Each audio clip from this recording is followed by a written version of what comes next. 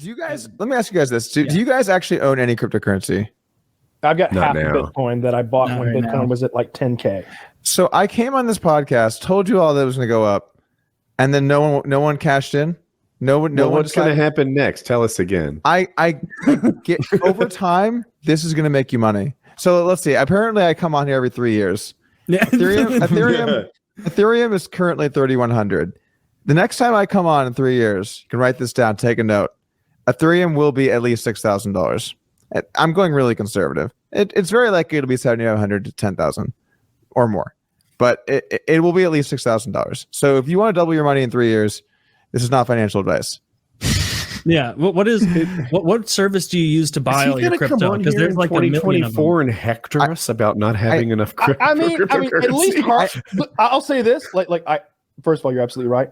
Our friend Harley came on when it was at 10K and pressured us to buy, and that's when I bought half a Bitcoin for $5 grand. Nice, good job. And I mean, I don't know what's Bitcoin at, like 40 right now. Like it did okay. Yeah, it did great.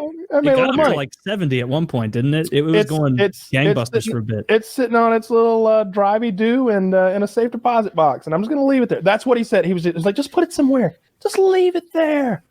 Leave it there. It's going to be worth so much at some point that you're going to be uncomfortable with it still sitting there. And I'm just like, all right. Well, let's put it in a safe deposit box and we'll just leave it there. And that's what we do. It's the way that I look at it is I think that you want to have a portfolio where you have lots of, and it depends on your strategy, right? So for me, it's more wealth preservation and maximizing my returns is like it's close, but it's a little bit of a second because I just never want to be poor. But fair. Never own bonds. It's a complete waste of time, especially now they're printing so much money. You're going to lose versus inflation, so you're just dead there. And then you mainly want to own real estate, stock market stuff, and then cryptocurrencies. And in the cryptocurrencies, you mainly just want to own. There's always some guy that's like, "Have you heard of the new hot thing? It's this." It's like, well, maybe you might make money doing that, but you also might be getting in late, and now you're going to lose. Mm-hmm. Bitcoin and Ethereum are going to win in the long run. They've been winning. They're going to continue to win. These are extremely safe bets. Obviously, nothing in life is 100%, but there's going to be there's going to be 21 million Bitcoin, and there's going to be whatever number of Ethereum. It's going to slowly become deflationary. These things are going to be worth way more in the future. And I actually am a little worried for the people that are not involved in this space because I've seen the space for 8 years now. When I first saw Bitcoin, it was $100 whatever dollars. And then I see the writing on the wall for people like, I don't like that technology stuff. Okay, well, eventually this stuff's going to be worth so much money. These markets are going to be so big. The people that never got involved are going to have a tremendous amount less wealth than the people that did. And there's also some other kind of issues with that. I mean, it's a lot of young white and Asian men. There's like some interesting thoughts on kind of which groups of people are going to most benefit from this, and how can we? I don't know. I don't want to go down that road, I guess, but you know what I'm saying. Kind of the same group of people that benefited with or without crypto. It sounds like. What service do you use to like buy and sell stuff? Because there's like a million of them, and I've heard good and bad things from my friends who do it. I don't have I can't show you a good. I'm not the guy for like the actual purchase and stuff. Like I wish I had like, you should buy here. I have no company. I'm just telling you this is going to go up in value tremendously over time. Now, keep in mind, you're only going to lose if you sell. So for example, Bitcoin got up to 65 and then it dropped down to 29. I think it was as low as 28, something like that. Ethereum got up to 4,400 or 4,200 and it went all the way down to 1,600. So if you're the kind of guy that's going to panic sell, I like what Kyle did. Put it away. I am not touching this. Let's see where we are in 3 to 5 years. It's going to be worth a tremendous amount more money. It's going to keep happening. Ethereum went up recently. Yep. It's kind of below. Is if you're Ethereum trying to time it looks scary. Is Ethereum similar to Bitcoin that there's a finite number of them? Like it's structured the same? No, Ethereum right now isn't like that, but they're transitioning it to being like that basically. So it wasn't in the initial design of it, but it's going to become deflationary. I don't want to get too into the specific. Eventually, yes, that will be correct. Okay. Sort of, yeah. Does Ethereum work better as a currency than Bitcoin? They're both not great as currencies because they just got too valuable. I don't think Satoshi, the guy that started Bitcoin, was, one day Bitcoin will be worth $45,000. When he created it, they were worth pennies or nothing, Yeah. Then wow, it got to $1. I never thought this would happen, and now it wasn't meant to be this valuable. People just loved it too much, and it's just grown so fast. So there are solutions. Bitcoin is trying to do different things that make it better, like the Lightning Network, SegWit accounts, things like that they've introduced to try and make it easier to move money at a cheap rate. But it's tough because there's basically this big problem with cryptocurrencies where there's three things you want: security, speed, basically your ability to scale, and then decentralization, which means one guy doesn't control the money. And every time you try and get more of one thing, you get a little less of the other. So if you want to have transactions that are really fast, that's cool, but usually they're less secure because they don't have the time to verify everything, right? If you want to have transactions that are really secure, that's great, but now it's going to take a lot longer. And if you have money that you could take back from a hacker, that's awesome. But now what if he does something with your money? Then you're not safe. So there's all these different trade-offs to cryptocurrencies, basically. And who knows who the eventual winner will be, but cryptocurrency as a genre is going to win, and I would just bet on the big players, basically. Are there any other big ones other than Bitcoin and Ethereum, or did they kind of have it cornered? So those are the two biggest by a huge margin, to where everything after that becomes a lot more risky, I think. But there will be some other ones that are successful too. But then you're getting more into, I think, some people's opinions and what they think is valuable and things like that, rather than just kind of the important aspect here, which is that cryptocurrency will win. And I hate being the cryptocurrency guy, but I just had to say, just for a moment, guys, 3 years from now, mark it down, Doug, Ethereum will be, I'll give you two numbers. 3 years from now, Bitcoin's going to be over 80 and Ethereum will be over 6,000. Well, we'll see how that one plays out. All right. I'll look into some Ethereum. I can't wait 3 years to double my money. You got to do what's better. We started the show quickly because we started talking about crypto, and you were like, "This save the kids shit is nonsense," and it's like, what could this mean? What does that mean? Yeah.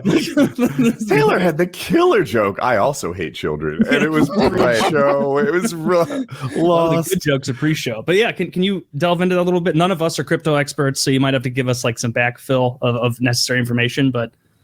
Yeah, I'm not really deep in the streets on this. I think if people really want to know exactly what happened, I'd recommend checking out the guy CoffeeZilla. He does good in-depth videos talking about subjects like this. But the cliff notes here are: it was a pump and dump scam where the currency was based around saving children, and they used that as a scam. And I want to say it was the FaZe Clan guys that did this. And that's bad. That's bad. The audacity to use saving children's lives as the front for a scam is truly fucking terrible. I don't know what else. I don't know. Is there another way to say it? I don't know. Brilliant. Brilliant is the word you're looking for. Everyone likes kids. I mean, almost everyone. I hate them. But like you throw. I was telling there was some lady the other day who had like a picture of like 2 or 3 like dirty little snot-nosed fucking kids, and she was like, I don't know how to like support these kids. I don't know what I'm doing. And she raised $200,000 in Kickstarter or something like that. It turned out she was the nanny. They weren't even her fucking kids. Like these kids are well taken care of. She's just like ripping people off with these kids. So Zach is going to send his kids over to my house for a day. I'm going to rub them in dirt, right? Get them all rough them up a little bit, shake them till they cry, whatever it takes. And we're going to get a little Kickstarter going. So you're saying kids are a scam is more or less kids are the best scam. Kids are great tools to be used in a scam. Okay. Yeah. Nice. So very nice.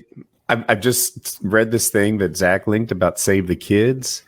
And let's see. Influencers with millions of followers like Summer Rae, Rice Gum, and members of the esports organization FaZe Clan excitedly backed the June 5th announcement of Save the Children, a new cryptocurrency. They said that the crypto had a venture mission to build a better world for the children and donate a small portion of the proceeds to charity. Now, FaZe Clan, a successful esports organization and influence incubator, has suspended 4 members involved with the coin and some online accusing the coin of being a scam. It hit a high of half a penny before plummeting 60%, as these things do. And that's about it. They said that they had no ill intent in promoting alt crypto coins and ditched 5 members of the FaZe Clan. I guess I'm wrong on this whole pump and dump stuff. because I thought everybody was in on it. I thought nobody considered these things to be an actual long-term investment strategy. This is these unknown like less cum than coin. penny stocks. Yeah, like cum coin. Like, and what were the coins were called? Cummies. Cummies. And was there more to I it? think it was actually called Jizz Coin. And I think it was called Cum Rocket. I think you're talking about Cum Rocket. There are multiple semen-related not to get too technical here. But I guess I thought everyone knew Cum Rocket, for example, was not a real investment vehicle. Someone should have told me. I sunk everything into Cum Rocket. We were all just good. Why do you think I'm on Twitch now? Dude, I'm still broke from my horrible, calculations about Cole's cash. It's never going to go. I had everything in Shroot Bucks. Anyway, I thought everyone knew these things weren't worth anything. We were just all playing the game of timing the up and down, knowing that tomorrow was worthless. So now, sorry, I thought you were about to finish. Can you describe what you mean to me, though, that these things are? We all knew that these things were pump and dumps. What's the line in your opinion? Because it's easy to look at Cum Rocket and say, probably not where I should stick my 401k. Pretty easy. It's pretty easy to say that. Sure. But where are we going to draw the line? Because obviously things like Bitcoin and Ethereum are legitimate. What about dog coins? And now we're getting back into scammy theory, right? But which dog coin? Dogecoin that was actually fairly mined, and it was a real currency created. It was created as a meme, as a joke, but it's actually a real thing. Whereas some of the other dog coins, they're complete pieces of garbage that are scams, more or less. So where are you drawing the line when you say these things? Which ones are you talking about? It's a good point, right? And I guess in my head, I'm like the ones that aren't listed. Like when you go to Coinbase, for example, there's a bunch of lists. How many of the lists? Maybe 30, something like that. Maybe the other ones list the top 40. But when you start getting to off the list to the ones that no one's heard of, and I to your point, I get that it's a blurry line when you shift from like Bitcoin, the gold standard, to something else, to Dogecoin, to Cum Rocket. Like where exactly, like, is Dogecoin a joke? I guess it was, and now it's not. And then is Cum Rocket a joke? Who knows? Maybe it's the next non-joke. And can a joke coin, which is what Dogecoin was a while back, be legitimized by someone like an Elon Musk? So just to jump in and talk about that for a moment, I think what's really important with these coins is the way that they're formed. And with Dogecoin, the way that the currency was formed, you had to mine it. So you actually had to go out there and mine transactions to get Dogecoin back. It wasn't like Dogecoin just dropped their money to a bunch of people, right? But with these newer scammy tokens, the owners just start off with the supply or some portion of the supply, or maybe they lock the supply in some kind of contract. But the point is, Dogecoin was fairly mined. So, I mean, I know it's a joke and stuff, but it's actually a real thing. I know it's a picture of a dog, but it's not like there was the Doge guy who got a bunch of money for free by being the Doge guy. That didn't happen. Whereas in a lot of these shitty coins, and I have no idea about cummies, what we were talking about earlier, but I assume, I see what you did there.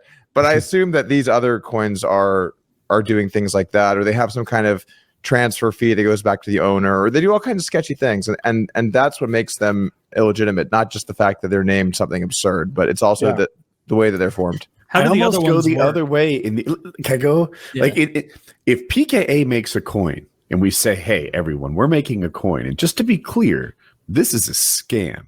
We are going to have half of the supply coming out of the door, and you people will fight for the remaining half. And when we think it's at its peak, we're getting out of this horrible investment vehicle, and you should too.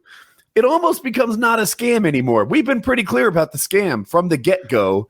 If you want to try to time it, good luck. Are you going to name it Save the Children, though? That's kind of the difference. I'll save the kids. Save even more. I mean, real sweet kids coin, and we're oh yeah. look. If there's a way we can make a coin, then I want no part of it, legally speaking, whatsoever. Just so we're all clear on that. Don't involve me. I can't go back. No, we'll find someone to be the CEO, some dunce to be the CEO and take the fall. It's so funny you mentioned that. We almost did that one time to my friend Jeremy. We were going to make a flamethrower company. We were going to manufacture and sell flamethrowers because you don't need any licensing whatsoever in the United States to possess or purchase a flamethrower. You just make those fucking things in your garage if you want. They're not weapons technically. And but we were like, the liability involved is outrageous because we don't know how to make flamethrowers. I mean, we kind of do. Like, we'll put some tanks on a guy's back and pressurize them full of gasoline and give him a pressure washer hose, and that's a flamethrower, right? And I suppose. and I was like, we'll make my friend Jeremy the owner, CEO, CFO. Like we'll put every acronym next to his name as we can. He's going to do it all. He's going to even do the manufacturing as far as Chief law Information Officer. He doesn't even have a computer. He wouldn't know. He doesn't have a computer. Can't even use How's that my possible? And he's also going to be the test dummy because somebody has to be the first one to test the flamethrower that we make. Strap it on their back, light that bitch up, and like go out in the yard and spray this bitch down. And we ended up deciding to we found another company that made flamethrowers, and we just worked out a sponsorship deal. That way, I could make my amount of money, that's whatever. A much better move. Yeah. If someone's going to make a coin, I don't want any part of it. But my limited liability company would like to be involved. So yeah. Yes, you could pay me to promote your coin. That's the sort of thing that would probably bad. Can you do that? Enough? I don't know. Absolutely, I don't understand what's legal with finance because when you hear anyone anywhere on the radio or whatever, they'll be like, "Yeah, I'm buying Bitcoin and Ethereum. I think those are great investments. This is not financial advice." And I'm like, why do they say that? Can you get in trouble? Well, so you have some. So there's a few different things kind of at play. The first is normally you're supposed to disclose your position in things, and it depends on. Okay, so let me think about how to phrase this. Basically, who you are matters a lot. If you're some big entity that manages money, then you have a different set of responsibilities than if you're just an individual person in the US. As an individual, you can go online and pump your bags as 100% legal. As long as you're not trying to pump something that is illegal. So I can't go online and say, guys, you know what the market's looking great for? Crack. I got some crack. You can head down. Not cool, right? Yeah. But you can go online and shill whatever you think is going to increase in value. You just have that right.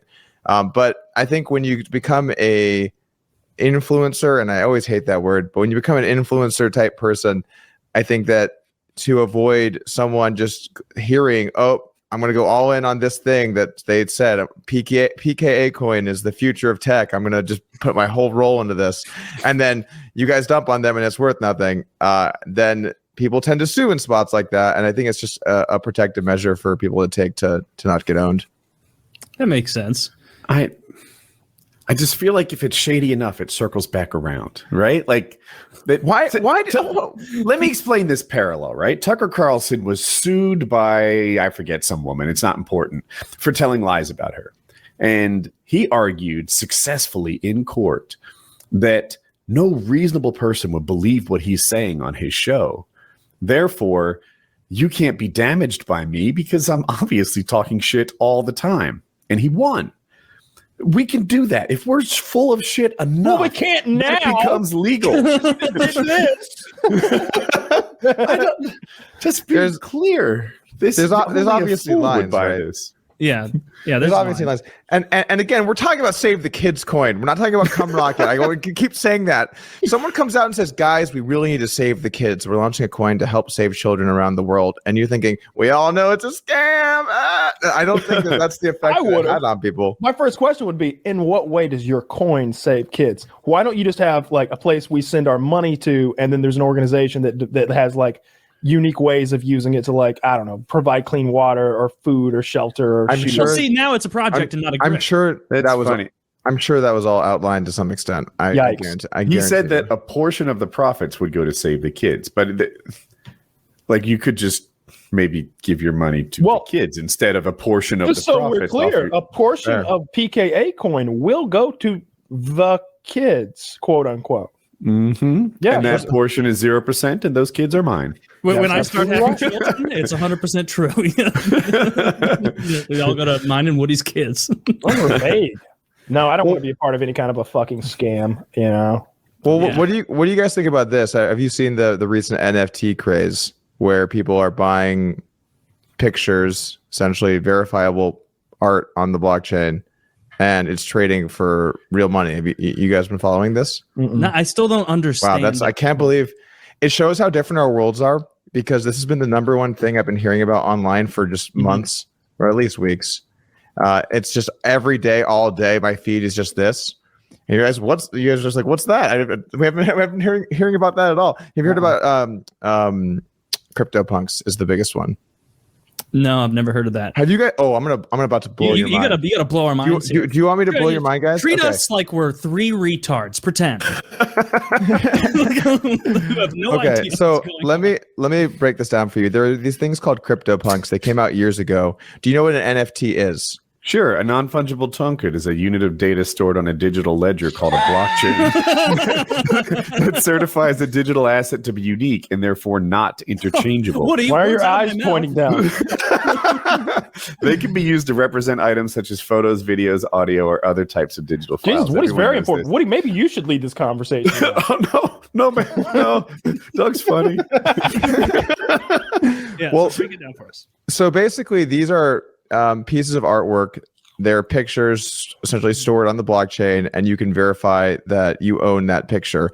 Obviously, it does not come with real legal rights. You can't sue people for putting your picture as their profile or whatever. Let me show you this guy. I'll put this in the chat. This bad boy is, I think, the largest one that has been sold to date. It sold for, I think, $8 million. What? And That what you picture? you get to have that picture, yeah. Well, I mean, people could use it too if they want, but you get to, yeah, there you go. That doesn't. Perfect. Is this like a way to launder money? Like, I don't know. Why does everyone say that? The answer is no, but but that response is so common that It's because people are trained from like the art world where they're like, oh, they bought this bullshit for 10 million, and it's because that's the way they launder money through art. So I don't know. I would argue that this picture at 8 million was one of the best investments that anyone has made this year. It is a complete steal. This person is going to make ungodly amounts of money. It was just an amazing play, basically. Can you explain Sure, why? he's making money, but that picture is ordinary. Someone sure, it's what it represents. So okay, let's just say this: artwork is stupid, just in general. So what gives artwork meaning is what it represents, and these NFTs are one of the first NFTs, and they're the most popular NFTs, and they came out a long time ago. So it's not like someone was trying to capitalize on a current trend, and they've slowly gone up in value from being worth $100 to being worth, this was probably worth, I don't know, 100 million, whatever it is. They've just slowly kind of gone up in value over time organically. And if you own one of these, there's only ever going to be 10,000 of them, and they all have different traits. So some have. So there's aliens. That's the one I showed you. Is an alien. There's aliens. There's apes. There's zombies, and then there's humans. And basically, the traits to sort of define the value. And there's a marketplace, and people trade them. There's 10,000 of these in existence. The cheapest one you can possibly buy is $145,000. And when do you get the money back from this investment? Like, I don't understand that transactional part where you're. It's like buying a house. You buy a house, you have the house, and you're thinking, well, when do I get my money back? If you sell your house, you own the house. I can live in a house. What do I do with that cartoon? It's not even cool. What you're doing is you're buying something, hoping that someone else wants it even more than you, that someone else will pay more. Yeah, I think I'm the dumb one in the room, but I have no idea what that cartoon does or what I would do with that cartoon. I think that there are a lot of people that think this is one of the coolest possible things you could own in cryptocurrency, basically. The one I just showed you. It's probably around the coolest thing you could possibly own. But to me, what it does is become worth more tomorrow, right? I will buy a plain black pixel if you tell me that I can sell it for a profit tomorrow. That's what they're doing, right? Not necessarily. Let's say, for example, in general, sure, but let me give you an example, right? Mm-hmm. Elon Musk loves to flex on people. We've seen it plenty. Let's say Elon decides, I want to be involved in NFTs. I love crypto. I've been invested in Bitcoin a while, and I want something that really means something about my involvement in this space that means something to me. Oh, I want to own the best NFT or the most expensive NFT. I'm going to buy this thing for 125 million or whatever if he bought it. Let's just say hypothetically. Mm-hmm. Well, now that thing is never going back on the market ever. That thing is done. Maybe one day when he dies, someone else will. But unless he decides to sell it, if he feels passionate about it, he doesn't have to sell. He has so much money. Who cares, right? And that's why when we see a lot of this artwork that goes up for sale that museums buy, it goes for astronomical numbers, and then it never comes back. It's never available again. No one's getting the Da Vinci back. It's going to stay at the museum until the end of time. They're never going to sell that. They're never going to let it go. So so basically, like the point that I'm making is that it's not even necessarily to make money. It could be, and a lot of people do that, but there's a limited number of these. There were only 9 aliens, and this is debatably the coolest alien. If someone like Elon Musk buys this, you will never see that again. You'll never have a chance to own it. It represents something so significant and so scarce. Now, look, I don't own any of these, although I have debated at time. I've been as close as possible without buying one, and now the fad is it's reaching pretty peak levels of euphoria. So it's not the time to jump into things. But if they come back down to earth and I can get a cool picture for $50,000 or something, I might dabble. But basically, I think that these things are going to be worth a lot in the future, and it's the scarcity that really matters. So the picture itself doesn't mean anything. Well, kind of. I mean, it is that picture, but you don't own the rights to it. I could make. No, it doesn't. Is the answer I'm getting. No, but I picture think doesn't he's mean- saying that some Don't people understand what I'm doing. genuinely place a high value on that picture and having the like unique rights to it. Like you're the guy that owns that picture. Yeah. Other people have copies, reprints of it, but Mhm. that's not the same thing. You have digital ownership. It is yours, and you're the real core guy behind it. And me, I'm just I'm a knockoff poster of your painting. But Woody, can't see the value in having the real ownership of it. Well, maybe, Other than I'm hoping that someone else can. well, you can also look at it like this, right? So cryptocurrency is just going to become bigger and bigger. I was on your podcast 3 years ago. I'm sure we could go back and get some Doug quotes. Everything I said back then, let's see how that fared out today. I'm pretty sure it went pretty well. Mhm. Cryptocurrency will continue to get bigger. We print more and more dollars. In fact, we're printing epic amounts of money. Your US dollars get wrecked all the time. Their value is constantly shrinking. Cryptocurrency values will only continue to increase, especially the good projects, because the money is controlled by numbers and algorithms and not some dude or some government entity that doesn't give two shits what happens to your money. We have actual law and code and math and algorithms. That's defining your money supply, not some guy or some group of guys and women. Let's be gender. Let's include both genders here. So Seriously, you think there's any girls involved it's in this? men. Yeah. all right. We were talking truth until now. Anyway, would you rather have algorithms control your money or people? And clearly I'd rather have math where I know the rules. There's only ever going to be 21 million Bitcoin. So I know if demand increases for Bitcoin over forever, Bitcoin price will go up. And so meanwhile, US dollars, way more will be printed every year. So with that in mind, thinking now that there's $1.8 trillion in cryptocurrency in terms of total market cap. Okay, well, if these people think that these things are really cool and they really represent something of real value, these are one of the first NFTs ever. This is something extremely important. When you have one of these, it means something. There's only going to be 10,000 of these ever, and they mean something. Well, then it's possible that in 25 years, it's hard to even find one you could possibly buy because they're so important to people. Obviously, they're going to have a number at which they would sell, but that's the idea, that the importance and the significance to the people that are in this community that will continue to grow, that importance will only grow with it. I think that's the main core takeaway. Okay.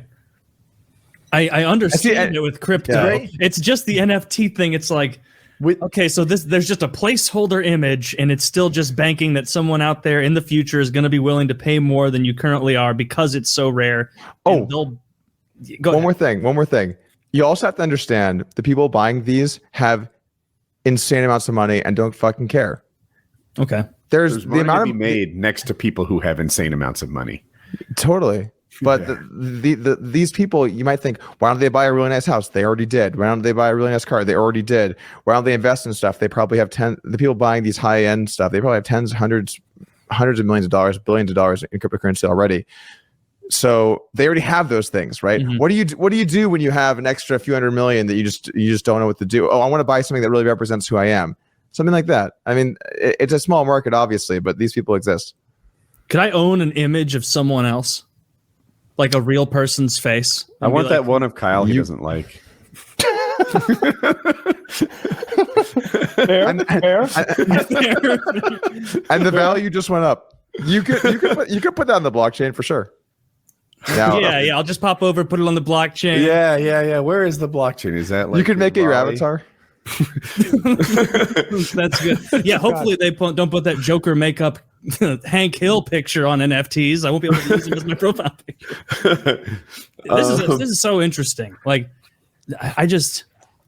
I'm not smart enough to understand all of it, or even like how it began. Like, how did one guy just like think of this and start integrating it into like a real financial world where now it's tens, hundreds of millions of dollars?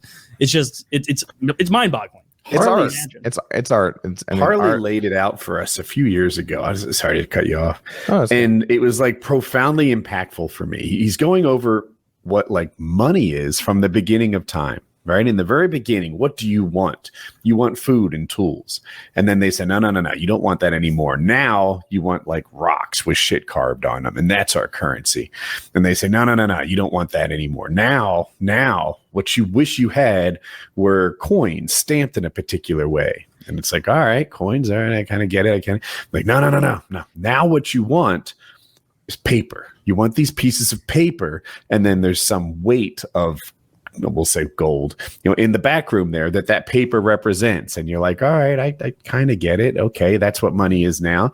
Okay, now it's just paper. There's really no coins in the background, but it's literally just this piece of paper. This is your God. This is what you value. And we all say, oh, all right, I get it, right? We want these pieces of paper with the special printing on it. Bigger number, better. Cool.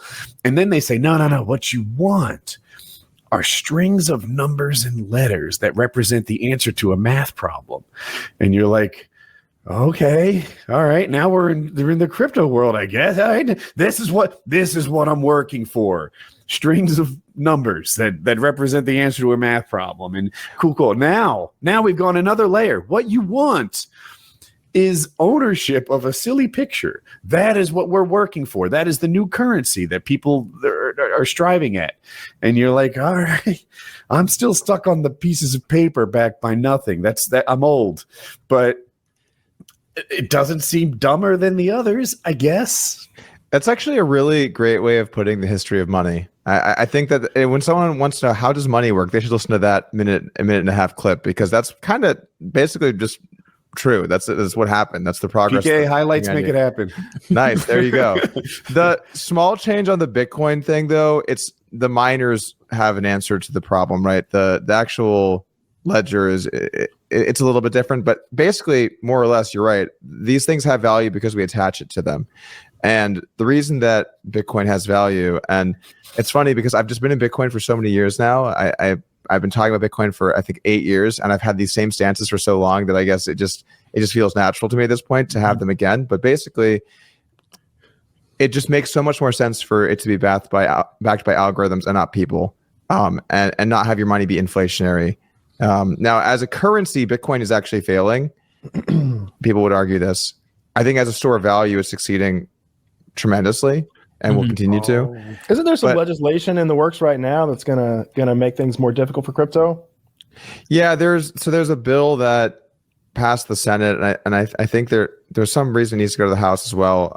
Normally, I think it goes House and the Senate. I'm not sure why it's going that direction this time. Maybe I should have looked at that too. But the point is, they had a really vague definition of who needs to report certain things in cryptocurrency, and they used the word broker, and they used broker kind of in a traditional finance system kind of way, but it doesn't super exist in cryptocurrency, so it becomes very vague, and you could technically argue tons of people are brokers, and so it might apply to lots of people that randomly that it shouldn't.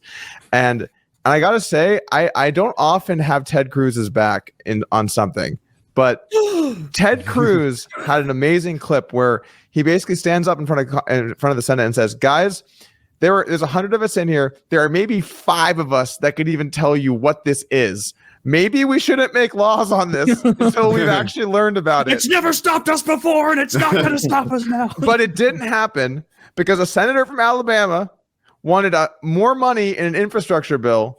And he said, I either get my $50 billion or fuck your shit. I'm not changing anything in this bill. And then they wouldn't give him the $50 billion. So he took his ball and he went home, and they went with that language. What an asshole that Alabama politics for you. What's Alabama going to do with $50 billion anyway? I mean, put it all into the red. I'm sure they're going to invest in improving their school system. Yeah, I'm sure. I couldn't be worse. just a hunch, but I bet defense spending tends to go towards Alabama. I don't know. I'm just guessing. I'm just shot in the dark. Could be Huntsville. Yeah. I haven't been there lately. Been about 2 years. Yeah, it's been about 2 years since anywhere. Yeah. 49 days. All right. So you're a crypto guy, right?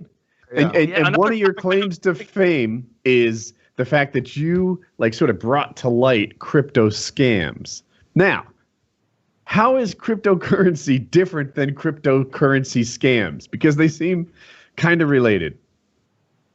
All right. Well. So that's there's a lot to unpackage there, but Okay. to start off with, scams can be all sorts of different things. They can be they're not even creating a token at all. They just take the money and run. They get create some kind of shit token that doesn't do anything that's promising to do. They can promise they're going to develop it in a certain way that they end up not developing. There are all kinds of scams out there that can exist, right? How specific you want to be with the word scam, I guess will change your opinion on which ones are what. But generally speaking, I view scam to be they say they're going to do something that they don't do. That's a scam to me. Okay. So if they say we're creating this currency based on this technology and we're going to be developing it, and then they take your money and say, actually, we're not, that's a scam. But if they take your money, develop the currency that they're saying, according to the protocols that they set forth, and issue that currency, and it goes down in value a lot, that's not a scam.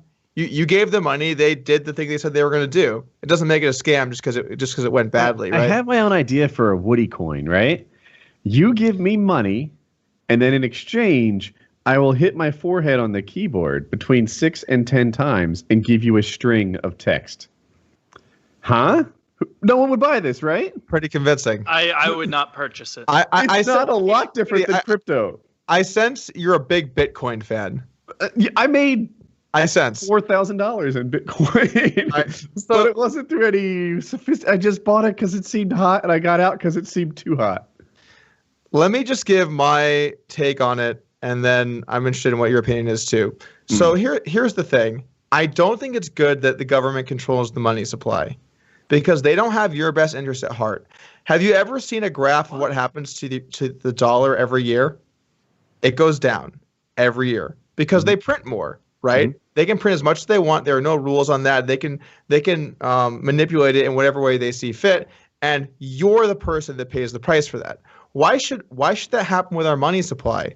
Shouldn't we have money that's ruled by math and algorithms rather than just like, a powerful entity in the world deciding what's best for it? I think that makes much more sense. And then you also have like the utility of it and the fact that you can digitally transfer it, no intermediaries, no banks, lower fees. It's faster than most things. There's a lot of reasons why digital money makes sense to me. Now that doesn't mean that the fees are outrageous though. Like maybe you're avoiding fees that I'm not, but I exchange cash for free. You're talking about in January. Bitcoin right? In January? Yeah, I don't know. It might have been last year. So they actually rolled out new technology in the last it was probably around 8 months-ish ago called the Lightning Network, as well as SegWit, which has dramatically decreased fees. If you look at fees now, they're like nothing. But what happened was so many people tried to use the network in that 2-month period of time, and they were still developing a lot of the technology that the fees became astronomical, and eventually that was solved. So that's no longer an issue. But it was bad during that period of time. Yeah, it was. It was like more than buying and selling stocks, if I recall, as a percentage. Like it sucked. I like your argument about the Federal Reserve. That makes a lot of sense. Only if you assume that all his compelling. he laid out a bunch of things that are debatable, right? They're not managing the money supply for your behalf. They absolutely are, right? They're absolutely trying to keep the economy smooth and on an upright course. That's their motivation. So the idea that it just becomes unmanaged. Well, that's how we got the Great Depression in the 1920s. And back when it was on the gold standard, they didn't have the ability to sort of control the money That's how we got 2008, lack of home loan regulation. Well, do you want people or math to control the money? I'm more of a math guy. I hear you. And I'm not set in stone on either one. But when people control it, they can smooth it a little bit. That's the idea, to have a gentle rise in the economy. And that's more or less what they've been achieving for the last 100 years. Back when it was, say, set to the gold standard and inflexible, we had drops that were never seen before or since then. if we were on an algorithm that didn't adjust to current conditions, then we could have that again. Isn't like fiat currency as a whole always inherently a bubble? Like that will and like eventually burst? The word I bubble. don't know. The word bubble is, you have to give it some context, because you've got bubbles in that like something drops 20% or 30%, and then you got bubbles where things drop 99%. People call both bubbles. So like they're not equivalent. Like one of the major trade-offs to Bitcoin is that it's inherently more volatile, because it's not based as much around actual revenue. It's not based around that. It's based around speculation. So it's not as safe as the US dollar in what its range of prices can be, and what it might be down the road, whereas the US dollar is very safe. Every year it's just going to lose 2% of its value roughly. You know that. Every year your dollar will be worth 98 cents or like 97 or 99, depending on what the inflation was that year. Yeah. So it is much less safe, but also, at least historically so far, over like an 8 or 9 year run, tends to be a better hold. But that doesn't mean every year is good. I originally got into Bitcoin because it had a lot of utility for me as someone that gambles professionally, had to move money around. So it had utility for me. I was able to move money without having to go through bank systems and all of this stuff. So I got involved because of that. And then it just like, as I was doing it, I was like, this has been going up for some time. And so I bought like first probably when it was around $100 and something, and then have been lucky to kind of be in there from an early time period. But I'm not one of those guys who went like all in and held and has everything in Bitcoin or whatever. Like I have a diversified strategy, because I think that as you become more successful, there's no reason to risk everything on just believing in one thing. Even if I loved the stock market, and I have a decent amount of money in the stock market, mainly index funds and ETFs, but I don't have everything in there. What if there's a crash? Or maybe I love certain tech stocks, I wouldn't have everything in there. Or maybe I love real estate, although real estate seems kind of, it's really been propped up lately. It's getting to some peaks that we haven't seen since 2009. I wouldn't go all in on real estate. You want to have a diversified strategy that allows you to succeed. I just think that it kind of boils down to this. I just believe in the premise of Bitcoin. It has been around for 8 or 9 years now. It's continued to increase in value, and I see that it has a lot of utility. And I just think that long run, that premise eventually will win out. I don't know if that means it's going to be 50, 100, 200 years. I don't know what that all ends up looking like. I don't know if it's going to be more next year. People always want price predictions. No fucking clue. Anyone tells you I know what the price is going to be next year, I'll show you a liar. Like they just, no one knows. But that doesn't mean that it's not something that doesn't have value.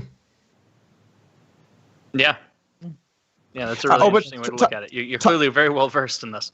Yeah. So talking about the scams, though, for a moment, the scammers are ridiculous. So there was this one cryptocurrency called BitConnect, and I was fortunate because about the time I started making videos, it was like January this year, there were all these rampant YouTube channels just scamming people basically by being affiliates. Like if you take Bitcoin and buy into this currency using my link, I'm going to get a cut of your money. And now you have this coin that's eventually going to implode because it's not being developed. They're making all these promises they're never going to keep, and where the money is coming from is not real. They basically said if you buy BitConnect, you get 1% daily returns every day. And if you know what a scam looks like, that's like the first sign. Promise daily returns, and you don't even know where they're coming from. And what they said was we had this computer program that every day it just trades and makes the money. You might want to think, well, why do they need my money then, right? But that's just the way that it works. It just needs your money so that it can work and do the thing and make you some money, right? It does the thing. Gotcha. It does the thing. So they were these big YouTube channels, like they had a couple 100,000 subscribers all in the last couple of months. We're like, yeah, use my affiliate link and sign up, and you can do the same thing. Then you can sign people up. And then you can have your affiliate link, it's not a pyramid scheme. It just looks like it's like this, and like I'm here, and like it was ridiculous. It was some of the most ridiculous shit I've seen. And they had, of course, that like that seminar with the guy Carlos Mateos or whatever his name was, BitConnect, the guy like yelling and everything everyone knows. I don't know that. That sounds funny. You haven't seen that? No, he yells BitConnect. Yeah, BitConnect. You look it up, man. You'll enjoy it. So that was some of the stuff I did, I guess, like some of my better work. And then I saw these like kids, like this one channel, JR Garage. they were trying to make like financial recommendations to people, and the way that they were saying about like these currencies, it was ridiculous. Like, bro, it's so hot, bro. It's like gone up and then it's gone down, and bro, right back up, bro. This thing is hot. And I took this video that they did because they were like growing really quickly. A lot of people were watching their channel, and I found a 5-minute segment where at one point they said it's gone down a lot, so you should buy because it's cheap. Another segment where they said it's been breaking even a lot, so it could probably go up soon, so you should buy because it's been breaking even. And then another section where they're like, it's gone up a lot and it's really hot, so you should buy. It's like, well, then like, at what point are you not buying? It's just you buy no matter what. It's ridiculous. I So kind of pretty feel that biased way about advice. Bitcoin in general, or any of these cryptocurrencies. And so I get the other argument is all currency only has value because people agree it has value, right? You can Yeah. say that about the dollar, the pound, the Canadian, whatever they deal in, probably lumas or something, loonies. Yeah, I know it's dollars, but No, they anyway, deal in pucks. the Canadian Like puck, 10 sure. pucks for $8. Yeah, they just keep buckets of vulcanized Old Canadian saying. 10 pucks, $8. That's how they do it in 9. So all currency only has value because we collectively agree that it has value. It's better than a bartering system. It's more convenient. But there are more people involved, and there's a general societal agreement that's lasted for 1,000 years with regular currencies. With these cryptocurrencies, it's lasted for, what'd you say, 9 years? And the pocket of people who are willing to accept that they have value is way smaller. It's tiny. It's minuscule. There's no one around here, I think, that accepts that. I can't give it to people or businesses. It all needs to be converted to cash. It's a thing that hasn't gained traction yet. I would consider it a very risky investment. Yeah. What is Bitcoin worth right now? Probably like 6,500 ish. Yeah, something in that Since I vicinity. decided not to buy Bitcoin in December of 17, I have not lost $12,000 per Bitcoin. So that's a good investment Definitely true. because it was at 18 then, wasn't it? Like it got insanely high at one point. And I remember because 19. I went to a bar nearby, and it was at the peak. It was worth like $18,000, or at this point probably like 17, like a ton. And there's this bartender, and like I was talking to someone I was there with, and she overheard, and she was like, "Oh, you talking about Bitcoin?" And I'm like, "Yeah, I really don't get it or anything about it yet. Like I'm trying to understand a little bit more, but apparently it's hot as fuck right now." And she's like, "Yeah, I have 35 Bitcoins, but I'm just gonna keep holding on to them. Holding on to them." When your bartender is telling you to buy Bitcoin, then it's probably a bad sign. But We'll see. thing- Yeah. Oh, sorry. No, you go have ahead. more? Go ahead. Okay. No, you're good. So here's the thing. Like, it comes and goes, and it's just like a natural part of the growth of it is that you have these, insane bull runs where lots of people hear about and get involved, and then you have these sell-offs where people realize like this is overvalued, and I'm not really like it was fun while I was in it, but now it's like losing. I don't want to be part of that, and they get out. But it just keeps doing that, and over time growing. The same thing happened when it went from 200 to 1,200. I remember the exact same thing happening. It was pandemonium, not nearly as much today, but then it fell down to 400, had a couple of years where it broke even, and then eventually rose again. And it's just cyclical. It keeps following the same pattern over and over and over again. Bitcoin will eventually be $18,000 again. It will be. It might not be for years. I'm not saying it's going to be $18,000 like next year or the year after or whatever. Eventually, we'll get there. It could go down to 3,000 from here, but Do you have fear about like government regulations stepping in and like stomping on that potential profitability for you? Like I would imagine that's a fear that people deep in crypto have, where they're like, a new regulation could roll out any day that really fucks me. Well, a lot of people in crypto are delusional, which is clear in the space, and they think that like, oh, that'll be good for Bitcoin. Bitcoin will show them who's boss. It's like, guys, if like the U.S. government bans Bitcoin, it's gonna be a real bad day. It doesn't mean long run it won't succeed, but it would lose a lot of its value. So yeah, I think that's something that you're always worried about. But most of the conversations with cryptocurrency that I've seen, I saw like the head of the SEC talking about it with Congress. They're generally on the pro side, and like we should get in front of it and like help like regulate it and get rid of all these scams. And I think overall they're generally for it. Now there's definitely people who aren't. But who's the senator? What's what's that guy's name? God damn it! There's a senator who supports it. Yeah, Mike Hunt. Yeah. Yeah, I don't think it's him. The Honorable Mike Hunt of Rhode Island. It's a dangerous, crazy world with lots of swings, but over time it will continue to gain value. It just will. It's going to gain value. There's only a limited number of them. There's only ever going to be a little under 21 million Bitcoin. It's not like there's a bunch coming out of nowhere. How many are left? If that's not a dumb question, that's a good question. I think will it hit that limit? If there's only 21 million, like there's a finite number. Like, are they at 1 million or out there right now? Are they at 10 million or out there? Like, I think it's at like 16 to 17 million are currently in circulation. I want to say it's in that vicinity, but I could be off by a little bit. And I forget when the final date is that they'll all be mined, but it's something in that vicinity. Also, there's a good chance that a guy that owns a lot of them is dead. So Satoshi, the people who are like, I'm Satoshi, or they accuse who's Satoshi. There's a very good chance that Satoshi... Can you say who Satoshi is for people who might not know? He's the founder of Bitcoin. He's the guy who who created the currency. It could even be a few different people altogether. There are a lot of different theories as to who it is. There's a guy who likes to pretend it's him named Craig Wright. I saw these funny T-shirts where it said "We're all Satoshi except Craig, except Craig Wright," with like parentheses on the bottom. It was kind of funny. But there's a good chance that I'm like forgetting this guy's name. I should know these names more off the top of my head. But regardless, one of the guys who was around during the starting times of Bitcoin for sure passed away, and it's likely, or it's at least a decent chance, that he was Satoshi. A lot of those coins could be lost forever, and that's kind of the thing too. Like. We know there's 17 million coins in circulation, but you don't really know how many are in addresses that will never move ever.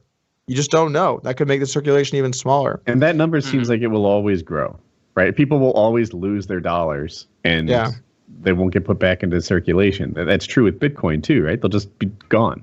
Yeah, except it's much worse with Bitcoin because there's not gonna be more. They don't come back. So it's like you fast forward far enough, and that 17 million supply drops to 3 million. Mm-hmm. As people's like USB drives fail them and shit, and now they're just fucked. I heard now all their little safes are ruined. Like they just drop it in the water. $1 million gone. I heard a story kept it in their attic. It's not air conditioned. I heard a story that some guy in the UK had like 10,000 Bitcoin on like a USB stick, and he realized he threw it out, and it's in like a landfill somewhere in the UK. And he was starting like a fundraising effort to like go through the landfill. Like, God, dude, you are never gonna find that USB stick. It is over. Dude, on the like list of things that would make you want to kill yourself, how high does throwing away 10,000 Bitcoin in 2016 or whatever it was? Like, how high is that on the list? Like when you throw away the rest of your life, finances secured. If he was just like, I'm done with the cryptocurrency game, not gonna speculate, not gonna do shit. All of it sell. Like he would have been set for life. Like that's got to make you want to kill yourself, right? Well, I grabs the wrong thumb drive and it's only dick pics. Yeah, damn it! I found the wrong one. That would be a terrible troll. That'd be some seriously life-changing trolling right there. Starts a GoFundMe to search England's trash piles just to find his dick pics. Like I'm not going to get that angle again. You know, like I need that.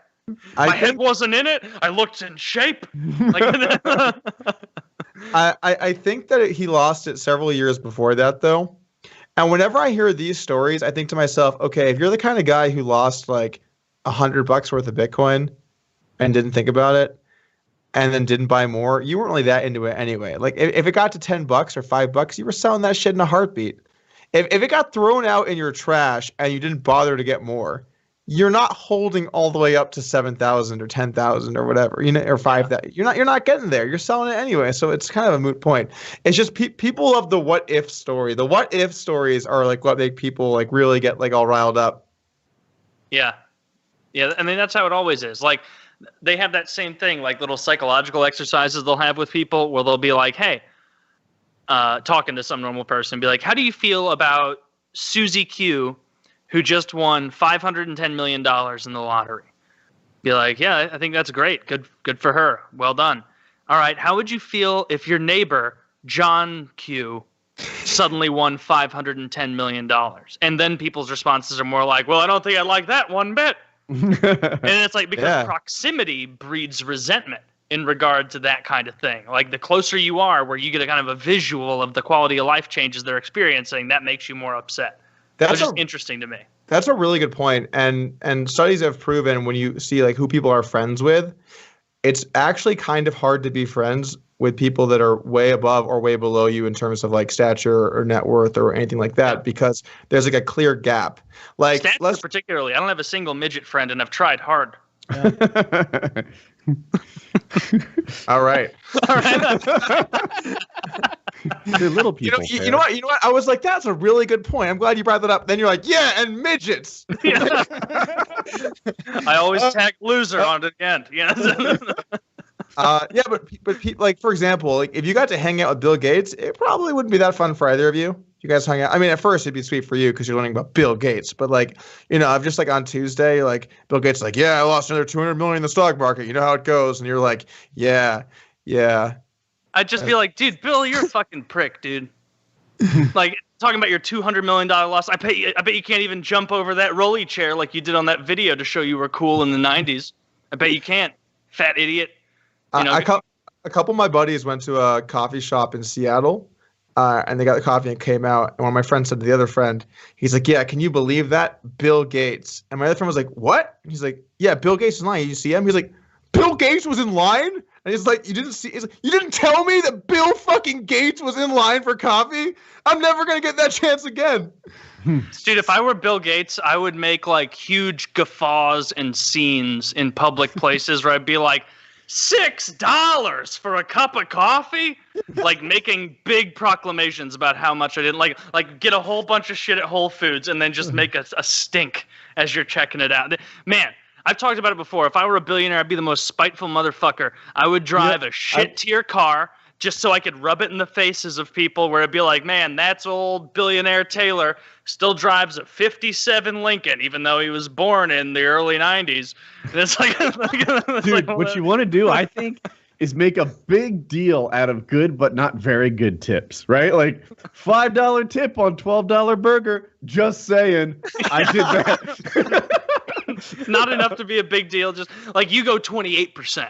You're not going to go 30 because you're not crazy, but Bill Gates tips 28%. 50% tip here. That's right, $6 tip.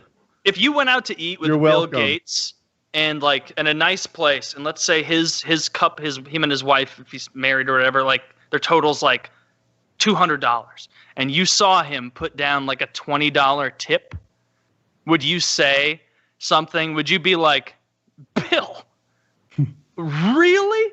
No, you like can't. Really, Bill? Or would you ignore it? Because I know he's not going to give me any money, and so I would love to take glee in live periscoping me insulting Bill Gates for his tip. I don't even have a Periscope account. Is that a thing anymore? I like that you changed it from would you say something to I'm periscoping it. Like what? There was a little bit of a jump there that you didn't even acknowledge. If you know anything about me, if it's in public, I'm going to make a scene. I see. You can't give your friends money; it ruins it. Then you start. You don't even know if they're your friends or not. They might just be hangers on. You can't tell. If there's an income disparity, you got to ignore that. Yeah, especially with someone like that would be probably the hardest thing about being as wealthy as like Warren Buffett or Bill Gates or one of those Saudi guys who sell all the gas. Like you wouldn't ever know. Even your loved ones, like a wife or something, you'd never have any idea if they actually gave a fuck about you or if they just wanted you for money. Like they could say it all day, every day, but you'd never really know. If it was like, if I wasn't worth $130 million, would you have even spoken to me?